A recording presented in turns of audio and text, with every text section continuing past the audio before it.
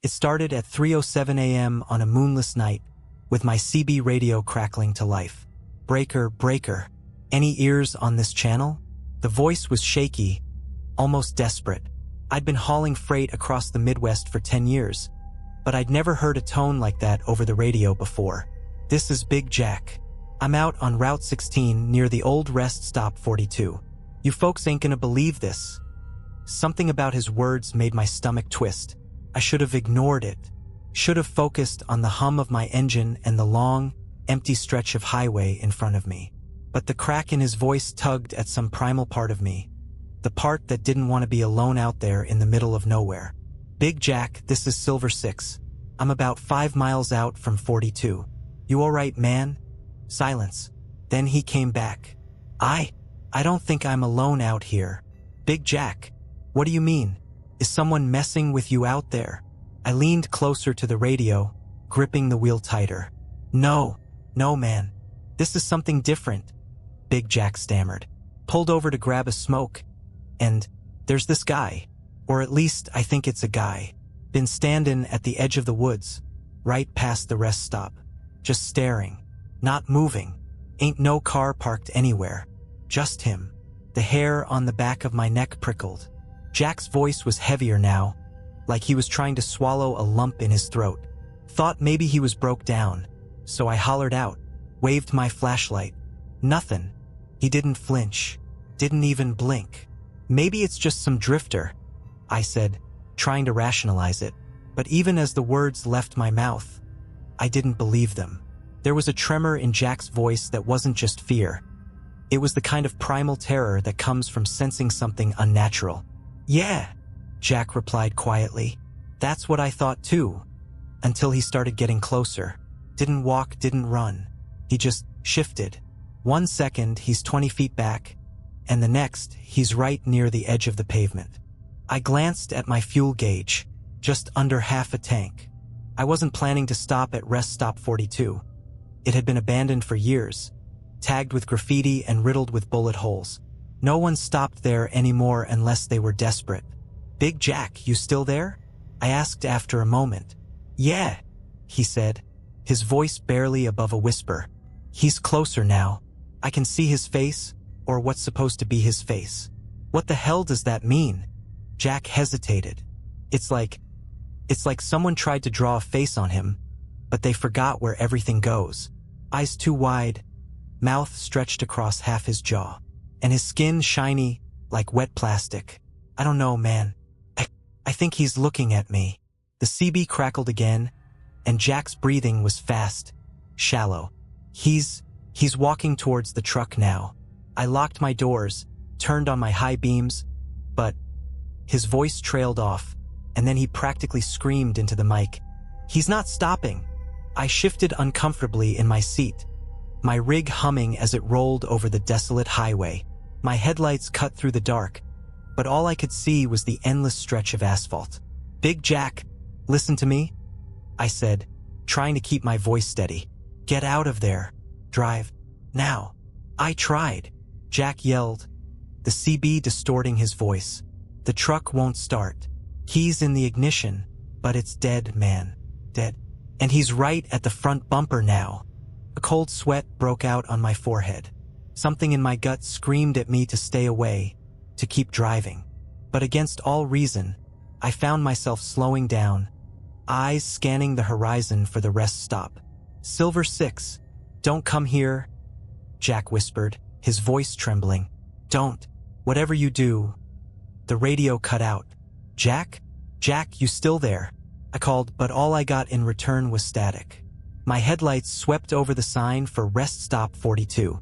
I could just make out the crumbling building in the distance, the lot eerily empty except for a single semi-truck parked at an awkward angle.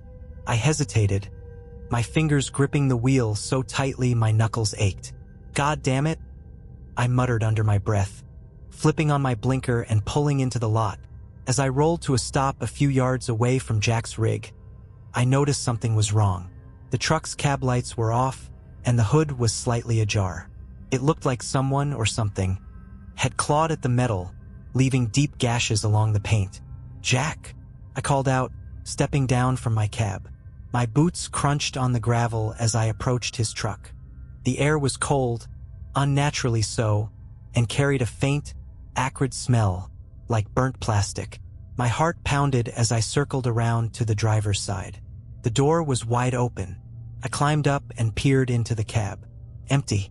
The seat was still warm, and a half-smoked cigarette rested in the ashtray, its tendrils of smoke curling lazily in the stale air. Jack! I tried again, louder this time. Something moved behind me. I spun around, my flashlight beam cutting through the darkness. At first, I thought it was just the shadows of the trees, but then I saw it. A figure standing at the edge of the lot, half hidden in the gloom. It wasn't moving. "Hey!" I shouted, my voice shaking. "You out here messing with truckers? Get the hell out of here." The figure tilted its head, the motion unnaturally slow, almost insect-like.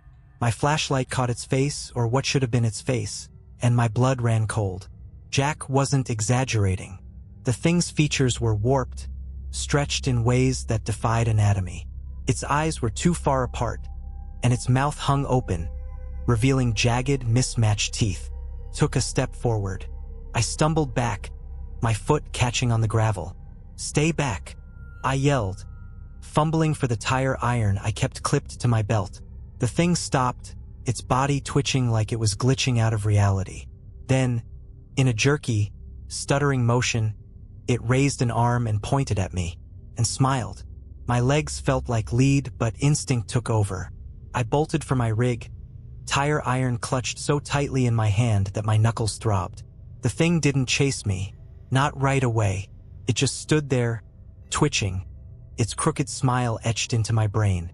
I scrambled into my cab, slammed the door shut, and locked it. My hands shook as I started the engine. The roar of the diesel was a small comfort, but I couldn't stop my eyes from darting to the mirrors. It wasn't there. I swallowed hard and grabbed the CB mic. "This is Silver 6. Big Jack, if you're out there, you better answer me. Anyone on this channel? Do you copy?" Static. Then, faintly, I heard it. A whisper, low and distorted. "Silver 6, you can't leave." I froze. My radio wasn't even turned on. My truck jolted. Something hit the side of the cab with enough force to rock the entire rig. I yelled, slamming my foot on the gas, and the truck lurched forward, tires screeching against the gravel. In the side mirror, I saw it. The thing was running after me. No, not running, gliding. Its movements were jerky and unnatural, like a film played at the wrong speed. And it was fast. "Shit, shit, shit," I muttered, shifting gears as I tore out of the rest stop and back onto Route 16. The road stretched out before me like a lifeline, the yellow lines blurring as I pushed the truck to its limit. The thing wasn't giving up. It was keeping pace, its warped silhouette illuminated by my taillights. I reached for my phone, desperate to call someone, anyone, but the screen was black, dead. Even though I'd charged it before hitting the road. The CB crackled again. "Silver 6. It wasn't Jack's voice. It wasn't anyone's voice. Turn back." "Not a chance in hell," I hissed, slamming the mic back into its holder. The thing was closer now, its distorted face visible in the side mirror. Its mouth moved, forming words I couldn't hear. My stomach turned as its jaw unhinged, stretching far too wide, teeth gleaming unnaturally in the glow of my lights. Then it disappeared. I blinked, heart hammering, eyes scanning the mirrors. It was just gone. The relief was short-lived. From the corner of my eye, I saw movement inside the cab. My blood ran cold as I turned my head. There it was, sitting in the passenger seat, its head cocked at an impossible angle, that grotesque smile fixed on me. "You can't leave," it whispered, the words slithering out of its too wide mouth. I slammed on the brakes. The truck screeched to a violent halt, tires smoking, and I was thrown forward, the seatbelt biting into my chest. My heart pounded as I looked to the passenger seat, expecting the worst. But it was empty. I scanned the mirrors again, gripping the tire iron in one hand. My breathing was ragged, and I could feel every beat of my heart rattling my ribs. Whatever that thing was, It wasn't playing by the rules of the world I knew. Suddenly, the truck lurched. The entire cab tilted to the side as though something enormous had climbed onto it. I could hear the groan of metal under strain, the hiss of air brakes releasing on their own. I knew I couldn't stay in the truck. Whatever was happening, I had to get out of there. I grabbed my flashlight, shoved the door open, and jumped down onto the asphalt.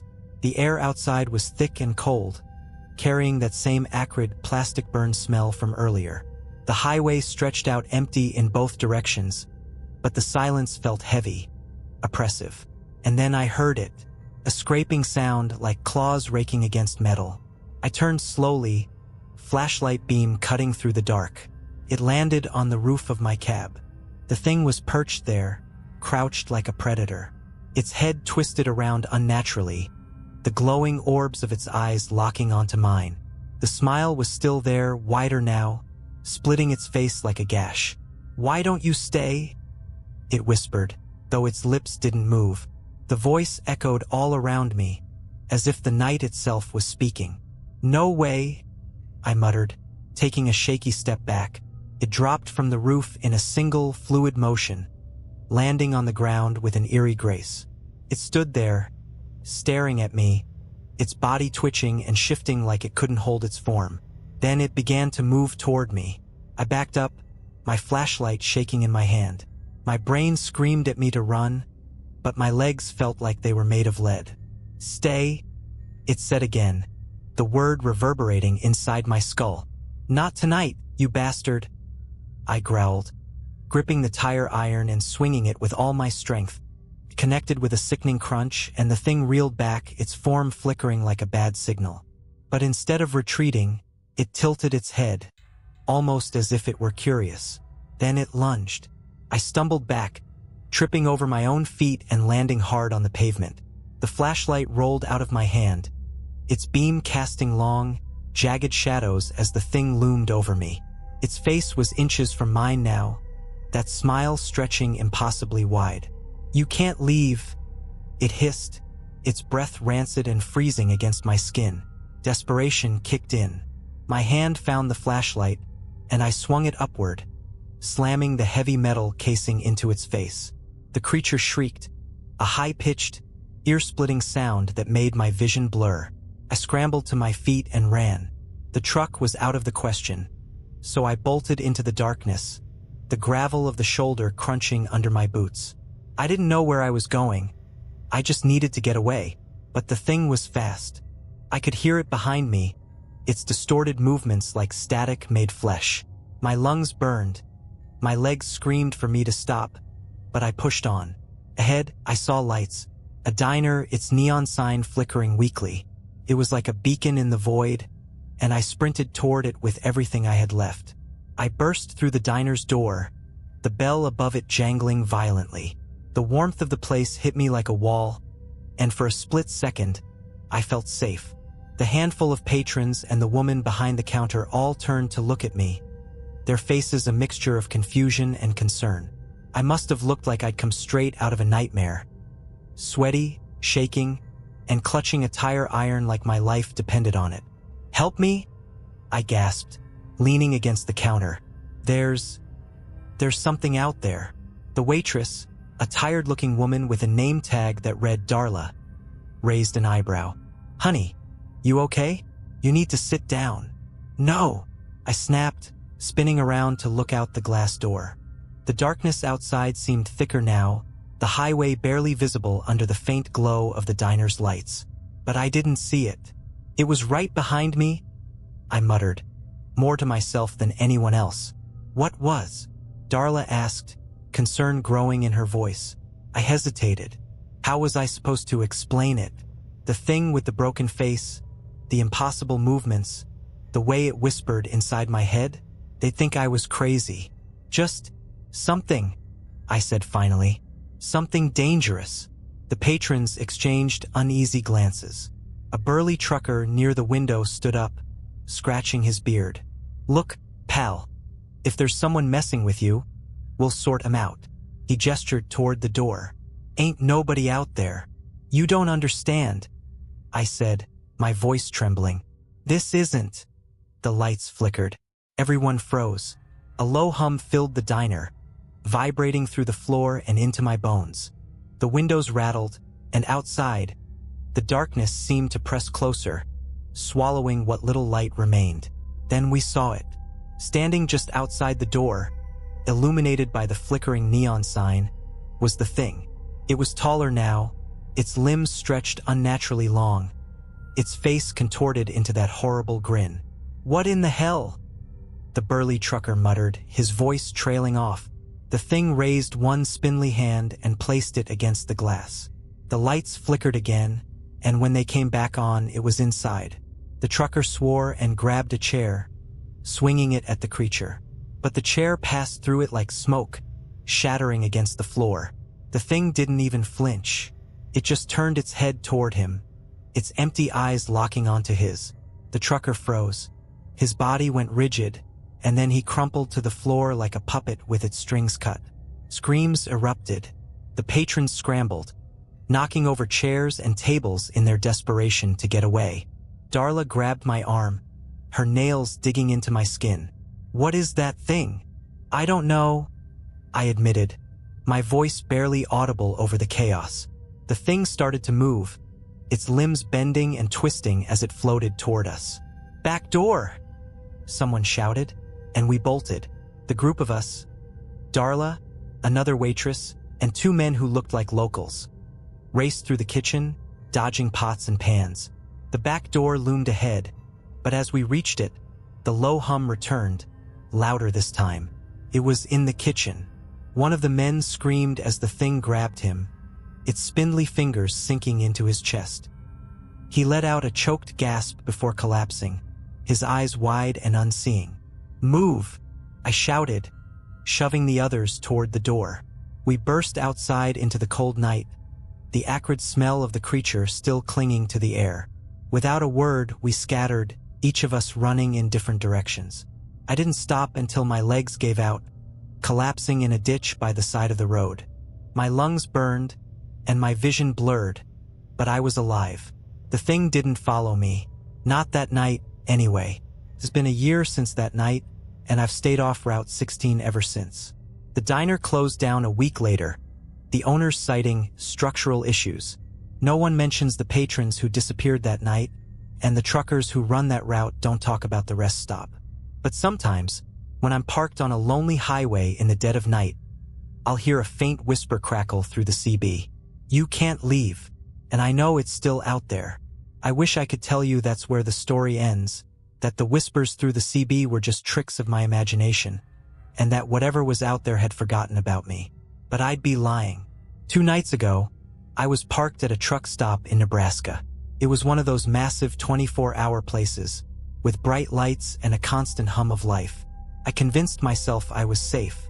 A place like that, buzzing with people, music, and the smell of bad coffee, felt untouchable. I was sitting in my cab, finishing a sandwich and flipping through the radio channels when it happened again.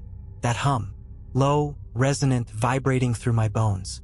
At first, I thought it was just the diesel generators running nearby, but then my CB crackled to life. "Breaker, breaker, Silver 6, you still out there?" My heart stopped. The voice was distorted, warped, but unmistakable. It was Big Jack. "Jack?" I whispered, my mouth dry, static. Then, "You should have stayed away." The truck stop around me seemed to dim, the cheerful neon lights flickering like they'd been plugged into a dying battery. Shadows stretched unnaturally long across the asphalt, twisting and writhing as if alive. "Jack, where are you? What's going on?" I demanded, gripping the mic so hard my knuckles turned white. "I'm here," the voice said. "I've always been here." A movement outside caught my eye. At the edge of the parking lot, just beyond the reach of the flickering lights, a figure stood, tall, distorted, grinning. My breath caught as I recognized it. That broken face, those mismatched teeth. It hadn't forgotten me. The thing began to move, gliding across the lot with that same jerky, impossible motion. My body screamed at me to move, to drive, to do something, but I was frozen, paralyzed by the sheer wrongness of it. The CB crackled again. "You can't leave." it whispered. The lights in the truck stop went out. Pitch black. The only light came from the pale glow of the thing's face as it floated closer, its smile wide enough to split its head in two. In that moment, I realized something. It wasn't just coming for me, it was feeding on me, on my fear, on my memories of that night. And if I didn't do something, it would take me just like it had taken Jack. My hands moved on instinct, flipping switches and turning dials until my truck roared to life. The headlights blazed on, and for a split second, the thing hesitated, its form flickering like a bad signal. That was all I needed. I slammed the truck into gear and gunned it, tires screeching as I tore out of the lot. The thing didn't chase me. It didn't have to, because as I glanced in the rearview mirror, I saw the shadows spilling out of the truck stop like ink, wrapping around the other trucks, the buildings, the people. I didn't stop driving until the sun came up, and even then, I couldn't shake the feeling that I hadn't really escaped, that it was still with me, somewhere in the dark corners of my mind. I haven't touched the CB since, haven't taken any more overnight hauls, but sometimes late at night I'll hear that hum again, and I'll know it's waiting, because no matter how far I run, no matter how much light I surround myself with, you can't leave. I thought leaving the highway behind would be enough. After that night at the truck stop, I parked my rig in a lot outside of Omaha, handed in my keys, and swore I'd never drive long haul again. No more lonely highways, no more midnight whispers. But the thing about fear is you can't just walk away from it. It follows you. For a while, I thought I'd done the right thing. I moved into a small apartment in a busy part of town, far from the open roads. I took a job at a warehouse during the day, surrounded by people and the clatter of forklifts and pallets. At night, I drown out the silence with the TV or music, anything to keep the memories from creeping back. It worked for a time. But last night I realized the truth. It was never the highway. It was me. I woke up around 2 a.m., heart pounding, drenched in sweat. The room was silent, except for the faint hum of the refrigerator in the kitchen. I told myself it was just a bad dream, that I hadn't really heard anything. Then the hum grew louder. My skin prickled as I sat up in bed, straining to listen. It was the same hum from the highway, low and resonant, vibrating through my chest. "No," I whispered, shaking my head. "Not here. Not now." I turned on the bedside lamp, but the bulb flickered and died almost instantly. The hum deepened, resonating through the walls, the floor, the very air around me. "Silver 6. The voice came from everywhere and nowhere, distorted and hollow. I stumbled out of bed, nearly tripping over the nightstand as I fumbled for the light switch. "Stay away," I shouted, my voice cracking. The hum stopped. For a moment, the silence was so complete it was deafening. Then, from the far corner of the room, I heard a creak. I turned slowly, my breath hitching in my throat. The shadows in the corner shifted, peeling away from the wall like living things. They gathered and stretched, forming a figure that was both there and not there, its edges blurring like a bad reception on an old TV. It stepped forward, and the light from the window caught its face, or the attempt at a face. The same warped, jagged features I'd seen on the highway. "You can't leave," it whispered, the words dragging through the air like a blade across stone. I backed away, my heart pounding so hard I thought it might burst. "What do you want?" I managed to choke out. It tilted its head, that grotesque smile stretching wider. "You," it said simply, and then it lunged. I woke up on the floor, the morning light streaming through the window. The room was empty, the air still, but I could feel it. I wasn't alone. Not anymore. Whatever that thing is, it's inside me now. I feel it in the silence, in the shadows that linger too long. Every night, the hum returns, a reminder that I'll never really escape. I don't know how much longer I can keep it at bay. If you're reading this, take my advice. Stay off the lonely highways. Don't answer strange calls on the CB. And whatever you do, don't look too closely at the shadows. Because once it finds you, you can't leave. Weeks have passed, but I haven't been the same since that night. It's not just paranoia. It's something deeper, more insidious.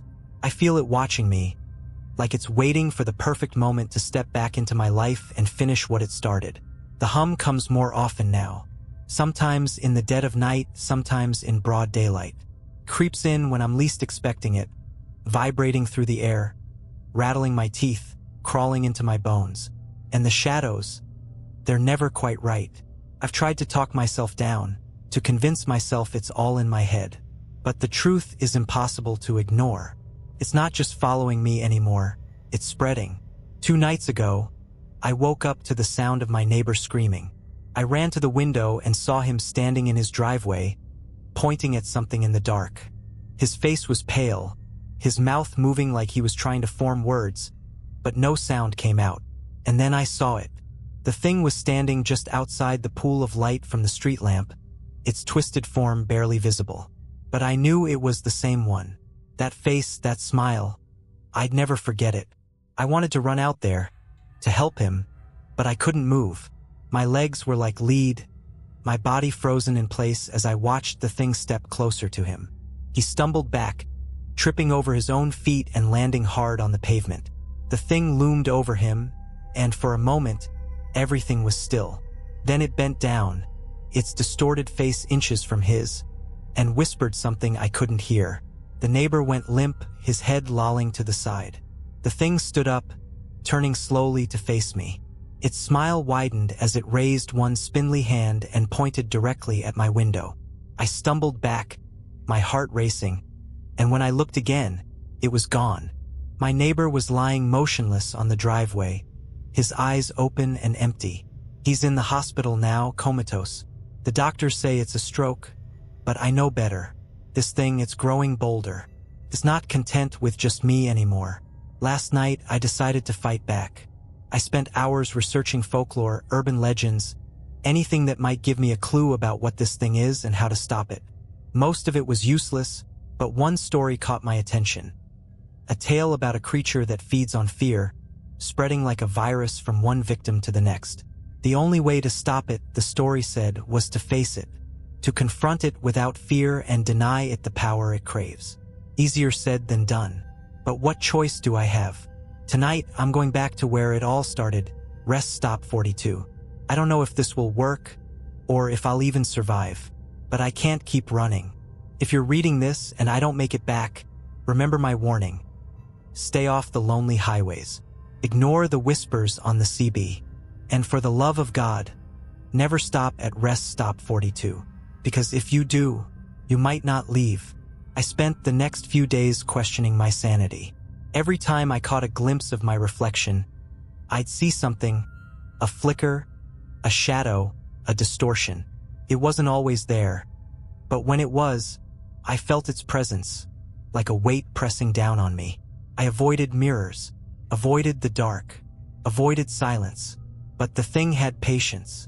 It started small, a flickering light bulb, a faint hum in the middle of the day, a shadow in the corner of my vision. Then it got bolder. One night, I woke up to find my apartment door wide open. Another time, I found muddy footprints leading from the front door to my bed. Even though my boots were clean, I told myself it was my imagination. But deep down, I knew better. Then last night, it finally happened. I was sitting in the living room, the TV on for noise, when the screen went black. At first, I thought it was a power outage, but the lamp beside me was still on, casting a dim glow. Then the hum started, so loud it made the walls vibrate.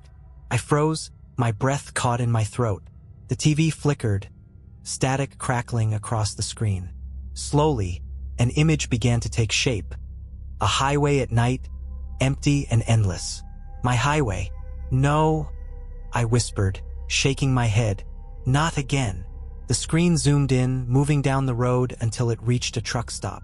My truck stop, the one where it had first found me. And then I saw it. The thing stood in the middle of the screen, its twisted form bathed in flickering light. It raised a hand, pointing directly at me through the glass. "You can't leave," it said, its voice reverberating through the room. The lights went out. I scrambled to my feet, my hands shaking as I fumbled for my phone. The screen lit up, but instead of the home screen, it showed the same highway from the TV. "No, no, no!" I shouted, throwing the phone across the room. The hum grew louder, deafening now, as the shadows in the corners of the room began to writhe. They stretched and twisted, forming the familiar shape of the thing. I grabbed the tire iron from under the couch, the only weapon I had left. "If you want me, come and get me," I yelled, my voice cracking. The thing stepped closer, its body flickering like a bad signal. Its grin widened, stretching impossibly far. As it whispered the words I'd been dreading, "You're already mine." The shadows engulfed me. I woke up in my truck, parked at the edge of Rest Stop 42. The air was cold, the sky dark. My hands gripped the wheel, the engine idling softly. Took me a moment to realize where I was. I looked in the mirror. The thing was gone, but its mark was still there. In the hollowness of my eyes, the shadows that clung to me even in the daylight. I'm not the same person I was before. I don't know if I ever will be. The thing left something behind, a piece of itself buried deep inside me. I'm still out here, driving the lonely highways, avoiding rest stops and dark corners. I don't sleep much anymore. Can't risk what might come for me in the silence. So if you ever hear a voice crackling through your CB late at night, asking if anyone's out there, do yourself a favor. Don't answer. And if you see a figure standing at the edge of the road, smiling that impossible smile, don't stop. Just keep driving. Because once it finds you, you can't leave.